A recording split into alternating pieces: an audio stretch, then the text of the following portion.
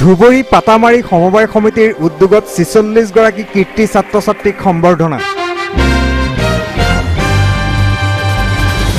দেওবাৰে ধুবুৰীৰ নিউঘাটত থকা পাতামাৰী সমবায় সমিতি লিমিটেডৰ উদ্যোগত ২০১৮ চনৰ হাইস্কুল শিক্ষান্ত পৰীক্ষা, উচ্চতৰ মাধ্যমিক আৰু FM চূড়ান্ত পৰীক্ষাত প্ৰথম স্থান প্ৰাপ্ত ধুবুৰীৰ ৪৬ গৰাকী ছাত্ৰ-ছাত্ৰীক সম্বৰ্ধনা জনোৱা হয়। একলব্য দন্ত চিকিৎসা মহাবিদ্যালয়, দিল্লী ৰাষ্ট্ৰীয় ঘাইপথ, কাঠপুতলি, জয়পুৰ। ভাৰত চৰকাৰৰ নিয়ম অনুসৰি হোৱা নেট পৰীক্ষাত অৰ্হতা থকা প্ৰাৰ্থীৰ বাবে BDS পাঠ্যক্ৰমৰ নামভৰ্তি চলি আছে। Bachelor degree of dental surgery পাঠ্যক্ৰমৰ বাবে যোগাযোগ কৰক 9810071608 9435733829 9672947157 আৰু 9312056596। আমাৰ ৱেবছাইট www.ekolabya.ac.in আৰু ইমেইল ekolabya@hotmail.com।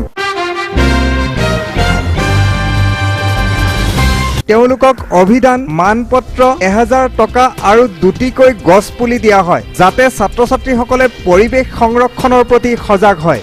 উক্ত অনুষ্ঠানত মুখ্য অতিথি হিচাপে ধুবুৰী সমষ্টিৰ বিধায়ক নজৰুল হক উপস্থিত থাকে। আনহাতে বিশিষ্ট অতিথি হিচাপে খাদ্য আৰু যোগান বিভাগৰ উপ সঞ্চালক বিপিন চন্দ্ৰ কৰ্মকাৰ আৰু পাতামাৰী সোণাৰাম উচ্চ মাধ্যমিক বিদ্যালয়ৰ অধ্যক্ষ মতিউৰ ৰহমান আৰু পাতামাৰী সমবায় সমিতিৰ সম্পাদিকা সুমা পাল আদিও উপস্থিত থাকে। এই উপলক্ষে আয়োজিত সভাত সভাপতিত্ব কৰে পাতামাৰী সমবায় সমিতিৰ সভাপতি বাহাৰুল ইছলামে আৰু সভাৰ উদ্দেশ্য ব্যাখ্যা কৰে পাতামাৰী সমবায় সমিতিৰ সম্পাদিকা সুমা পালে। এই ৪৬ গৰাকী ছাত্ৰ-ছাত্ৰীৰ মাজৰে আৰ্থিকভাৱে দুৰ্বল ৮ গৰাকীক উপৰঞ্চি ৪,০০০কৈ আৰ্থিক অনুদান দিয়া হয়। উল্লেখযোগ্য যে উক্ত সমবায় সমিতিখনে যোৱা বছৰে ৪৯জন কীৰ্তি ছাত্ৰ-ছাত্ৰীক সম্বৰ্ধনা জনাইছিল। সমিতিৰ এই কাৰ্যক ৰাইজে প্ৰশংসা কৰাৰ লগতে আগন্তুক দিনতো সমিতিখনে আৰ্থিকভাৱে দুৰ্বল ছাত্ৰ-ছাত্ৰীৰ কাষত থিয় দিব বুলি ৰাইজ আশাবাদী।